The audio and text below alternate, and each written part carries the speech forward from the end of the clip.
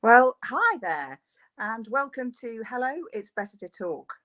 I am absolutely thrilled today to be joined by Imogen Tinkler, who we're going to talk about going wild and wild swimming and wild foraging. You know, there's that whole thing, isn't there, about how nature is the thing that heals us, and Imogen is an expert in that, with a heart-rending backstory as well. So we'll probably cover that if that's okay with you, Cool. Imogen.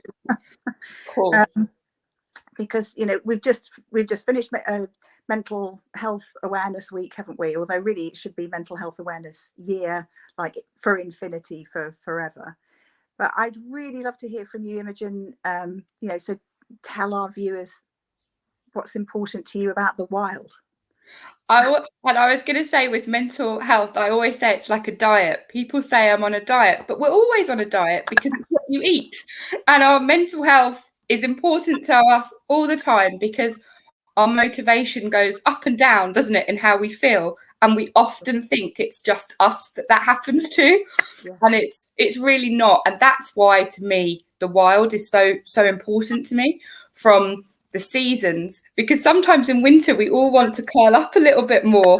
You can feel a bit guilty for it, but in summer we want to be out more. But when there's more food and there's more to forage outside, it makes perfect sense to feel like that, and that connection really brings it back. And again, I'm a wild swimmer. There's a great little video on YouTube telling everyone that every 5 minutes, if you're a wild swimmer, you're like, I'm a wild swimmer. Did you know? But it's so true. But it's because it feels so amazing. And I swim the whole year round. And I have to say, I prefer swimming in winter when it's cold, because you get this real, I like shocking people, being in my bikini down there and getting a few looks in my bright pink. And secondly, it's that you go into the water and you get this, like the first 30 seconds, you kind of tingle and it's a bit cold. And then after that, oh, wow, you just feel euphoric. You feel so good. And I always say it's like a house trap. So probably it's just 30 seconds of pain, is it? I mean, I think the latest I went swimming last year was in September, but you actually set up a group, didn't you, in November last year? And what do you call the Blue Tits? The Blue Tits. It's part of, I love a bit of innuendo, but it's part of a national group. And I found that, especially in lockdown, I had less people to swim with, and people will swim in the summer. And actually, November's one of the warmest months to swim in. It's 14 degrees. Yeah, whereas now in May, it's much colder to get in. It's only about 5 or 6 at the moment. So in November, it's actually like, woohoo, this is lovely and warm. But it's going with other people. And for me, that's part of the wild, having that community and that connection at a time when I needed it the most. I couldn't see family and friends because we went into lockdown again. And it felt like, oh, we've done it once, but to do it again, it just, I was really struggling. So set up this group so I could swim with one person or 6, depending what we're allowed. And it made such a difference to go and meet someone. And actually, when you come out of the water, one of the things, you don't leave straight away. You sit together to make sure that no one has like shock from it, or that they've been in for too long. So you always have a hot drink together. And actually, those bonds form so quickly. And I don't know, it might have been going to a festival when I'm young, and you'd sit and talk all night. And it feels like that. You really build these really strong connections quickly from swimming. It's a community like no other, I think. That's really interesting, because I think connection is one of the things that I've just been so aware of over lockdown, that we as human beings are hardwired for connection. Isolation is really not good for us. So this connection is amazing. So I suppose on the physical side, you're doing this extraordinary thing. And I remember, my younger daughter was saying to me, she's a great Wim Hof fan. So she would say, let the body do what the body should do, so what the body can do. So I was doing that as a kind of mantra, getting in the sea last May when which was, and it was so cold, but I can see what you're saying. That's 5 or 6 degrees, whereas in November it's 14. So when does it start warming up then, Imogen? How, for well, weeds like me? It should be getting, this year it's going to be a bit later than normal because it's been so cold, but normally June, and then by July it's a really nice temperature. So I often, like, you can start at any time of year, but if you do really feel the cold, July is a really good time to start. Okay. And then you can swim through because your body does get used to it, but also you learn yourself. It depends. Like if I've eaten a banana or a potato before I go, I'm going to feel much warmer than if I haven't eaten something, because the body is producing it, and we're all different. And you don't really think about things like that when you go swimming. Sometimes you just jump in, don't you? Okay, so have a banana and wait till July. Yeah. But you although I suppose I might kind of gear myself up. So tell me a bit more about your backstory, Imogen, because I know the connection has been really important to you and healing for you in this last year in particular, which was tough for everybody, but incredibly tough for you. It was a really hot, like even now when I think about it, but it's a really tough year because we had a gorgeous little girl called Beatrix, and she was 8 weeks old. And I was just at home, and we had been in the special baby unit because she was very naughty and came early at 33 weeks. She was 3 pounds, but nothing wrong, just small. And I had my little girl at home who was 2 then, and Beatrix, and I was just feeding her. And I looked down and her lips had gone blue. And that feeling, you can imagine, it's just, your heart just goes. My husband, we were actually listening to, my husband does a radio show. He was on the radio and I was listening. My heart went, and my little girl ran in, and I gave CPR to my daughter, who, Beatrix, and rang an ambulance. And my little 2-year-old went down and she let the ambulance crew in. But what I didn't expect was 6 police came in because it's an unexplained minor that something's happened to. So it was a huge shock to see all the police come in. My little one was quite excited at first, and he was trying to phone Daddy to tell him to come home. And that obviously was a huge shock to us, but we were really lucky because the Kent and Sussex ambulance, air ambulance, were there. I didn't realise this, so they helicoptered her to King's in London, and I couldn't believe it because I'd got her heart started that she was alive when we got there. So, I mean, that feeling was immense. And my husband came up, and I was really worried that he wouldn't get to see her. And of course, I felt like everything was my fault. I mustn't have fed her properly. I mustn't have done... as humans, we think there's control, and sometimes there just isn't. Like with plants, I always say, because you can't control them, they sometimes just don't grow. So she was in intensive care for a week, but it was just as COVID was coming in. It was when the pubs had just shut. So my husband and I weren't even allowed to be in with her together. And that was really tough because we were staying in the same room, in the same hospital. So, but of course, it's not, all these rules are coming in. They weren't sure, but eventually we were allowed to be with her together. But unfortunately, she had more seizures and she passed away in my husband's arms. We were really lucky that we were both it sounds silly, doesn't it? You can tell it's COVID when you're lucky that you're both able to be with her. But of course, when we came home, we couldn't see anybody. The whole country was in lockdown. We couldn't we had a funeral, but we could only have 5 people at it. And that included the priest, myself, my husband, and my daughter. A few of my friends hid behind trees so they could just be there for us. But that sense of community and not having anyone there. And I sound like but I'd already lost my parents, and that's often who you turn to and things like that. I lost my mum 16 years ago. I was quite young, and I nursed her, and my father. But the one thing that had always got me through was swimming. I grew up by the sea my whole life. And in the 80s, they used to have everyone in their flannel dressing gown coming along. And my mum would go in for a swim. And actually, she started when her mother died. And I didn't realise at the time what that was. But there was this connection to my mum. But when lockdown started, you weren't allowed to go swimming in the sea. And I was like, I'm going to go crazy. The bath isn't helping me. I can't see anyone. And in May, I think I might have been a little bit naughty and went in like a few days before. And I thought, if anyone says anything, I'm going to say, my daughter died. Yeah. I need this. I'll be taking up a hospital bed. Otherwise, I need to get in the sea. Yeah. But that feeling of just calm I think there's a reason why religion uses it to baptize or christen, because you do feel as soon as you get in there, there's no words anywhere, there's no people, it's just you, and you're quite tiny in the sea, I think, as part of the elements. And it just gave me that relief as the water washed over me, and I know it sounds a bit dumb, I felt like the sea was giving me a hug.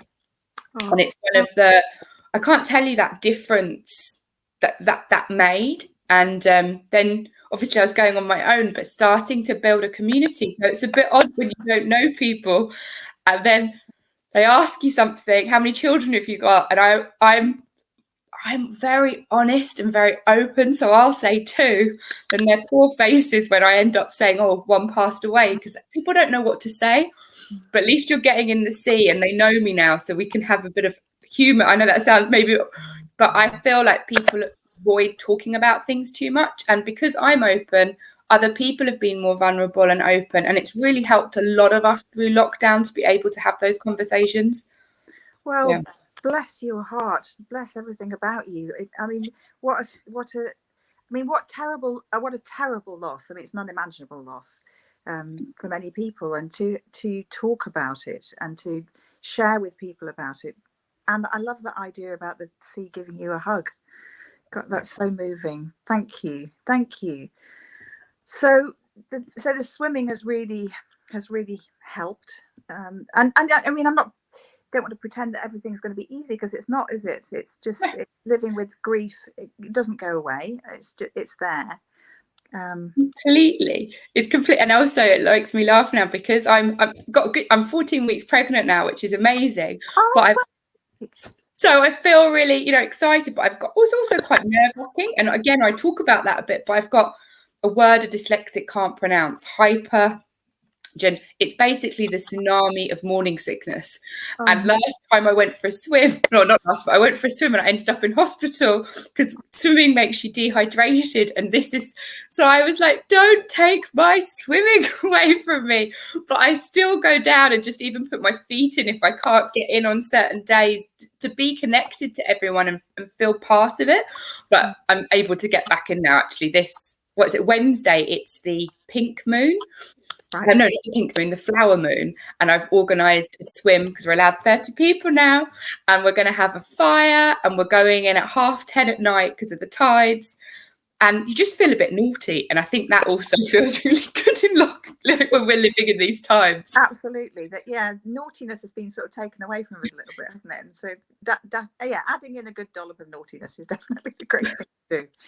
So tell me also, if that's okay, Imogen, tell me about the foraging that you do and how that's also expanded, because I'm just kind of feeling like I'm talking with a wise woman here. So tell us about what's good to forage for at the moment, and what tell us more. Foraging was something that we started doing it when we were in London.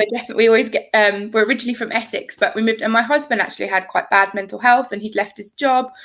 And we moved to the sea because I can't cope with being away from the sea, as you can probably guess. But when we moved down here, then we set up our own business, Bangers and Balls, and we began using more and more seasonal food, and we started to go foraging to give us that sense of purpose. I've always grown up with it because my parents are Irish. My mum is so connected to the seasons, and I think Ireland is quite, in some ways, disconnected from the rest of the world. So storytelling got passed down for a lot longer. Like in May, I always got told to eat 3 lots of nettles because it would stop you getting ill for the rest of the year. My husband said, I haven't heard these things before. And I was like, oh.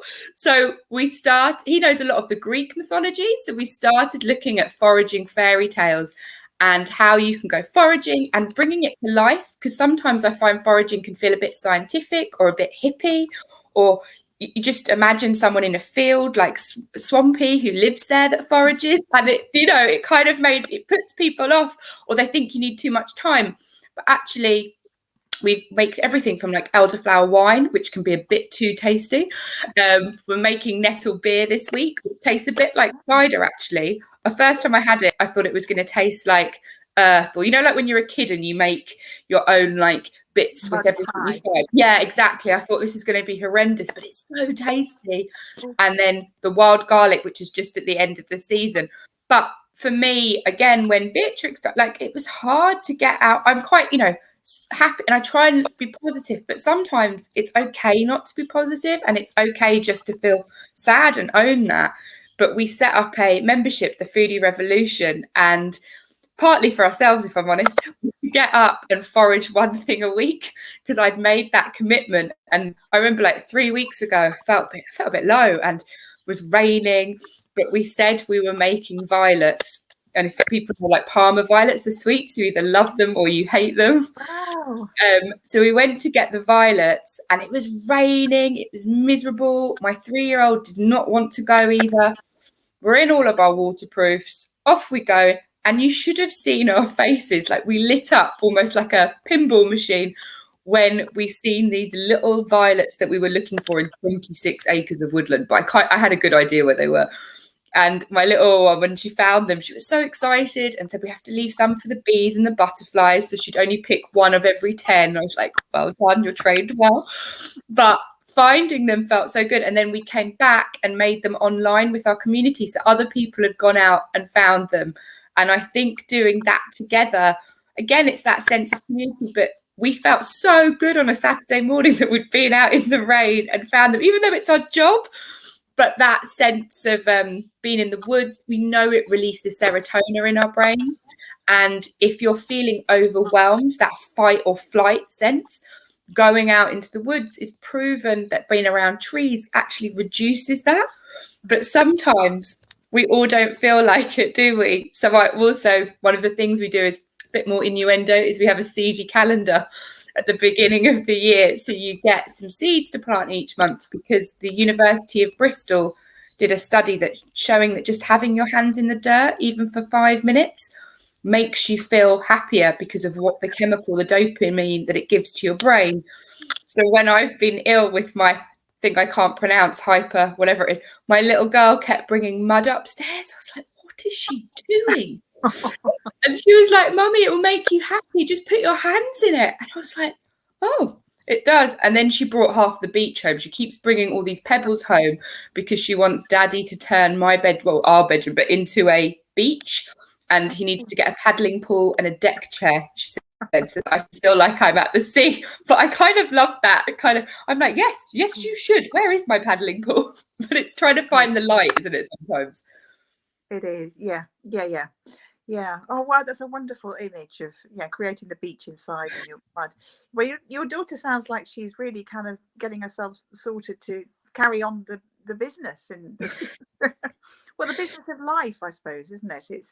It's and you're quite right. Thinking about going out and walking outside, that's the hardest part, isn't it? Actually, once you're there, I've never come back from a walk feeling bad. I always feel better than when I left. It's that feeling. And I even remember my dad, when he had cancer, he'd make me laugh in a good way. He went, I can't walk outside because there's nothing to hold onto. Like, there's trees and things, it goes, but if I go for a walk, no one will see me. And he was like, but I don't really like walking inside, but I'm going to have to walk inside for a month. And I said, oh, okay, Dad. And he goes, drop me at Blue Water. And he never used to go to Blue Water, but he liked coffee. And each day he'd get dropped further away from the coffee shop so he could walk that bit further. And, I was so proud of him. I was like, wow, Dad. And then he was like, now I can walk from my house to the village and feel confident in it. But he had to build that. And you forget how, I think as well, because both my mum went into a wheelchair and my dad, started to lose that mobility. Walking isn't something that I take for granted. It's such a gift to be able, which makes it sounds a bit twee, doesn't it? But it is such a gift to be able to walk and be out there in nature and just take that time to listen to the birds. And people always say, oh, you're so hippie, Imogen. I'm like, I'm really not. But I like going out to dancing the night away and having a few cocktails too. But it's that when we're so busy sometimes we don't stop. And even just to feel, I sometimes have a good cry in the middle of the woods, because I feel like I can release, I'm alone. I don't feel like I need to be cleaning or that my 3-year-old's going to feel sad. But she should also learn that it's okay to cry. And I think I've heard you say this as well, Helen, where you get brought up sometimes to be people pleasers because they want us to do that, and it's great for mediation and so many things. But actually, I got brought up to be a people pleaser because my mum felt it would make me safe. I wouldn't stand out too much, and that was her way of safety for me. As you know, both my parents came over from Ireland, whereas Dad was like, "No, you can be a bit awkward if you want. You can say what you think, Imogen," and so I had that jarring too. But now with my little girl, I'm like, it's important to be kind and always be kind to people, but you don't always have to just go the easy route. You can say, actually, this is what I need and this is what I'm going to do. And that's how I feel sometimes with swimming, because people say, oh, I don't have time because of my family. And I think, if I don't get out the door for that half an hour or 40 minutes, I'm not the same person, and I'm not as able to give to my family and do things with them. And that does make me slightly selfish, but that's just to put yourself first for a little bit of the day. And I actually think that's okay. But and I didn't get a backlash either when I said that online. I expected one, but people went, oh, it's okay to feel like that. I don't know if you're being a great role model out there. I mean, you know, owning your own space, owning what feels right for you, filling up your own tank means that we can kind of give out to others, doesn't it? And yeah, and I mean, you know, I think I love that mix of you're kind of being brought up to be awkward and a people pleaser, so you've got the different options either way. But listen, Imogen, thank you so much for today. You've given us so many brilliant tips. I really feel encouraged about going out there and getting in the forest again today. And so I will drop the links to Imogen's company, but what's it? Banners and Balls. Bangers and Balls. Bangers and Balls. That's it. So Bangers and Balls, and also Blue Tits. Whereabouts are you based? We're in Whitstable, down in Kent, so just on the coast. But we get swimmers from all over the place, and it's really nice because when swimmers come over, like Leon-Sea, I'm from near Southend-on-Sea originally, and we had some swimmers that just dropped into our group and said, hey, we're here, what are you doing? And some of them were having a bonfire, so they could come along to that. So again, these little connection pockets that pop up all over the country, I just think it's so lovely. Fantastic. Yeah. It's fantastic. Well, thank you so much, Imogen. Sorry, and thanks everybody for watching, and we look forward to seeing you next week at Wednesday at noon. And hit that subscribe button if you haven't done already, and then you'll be notified. Thank you.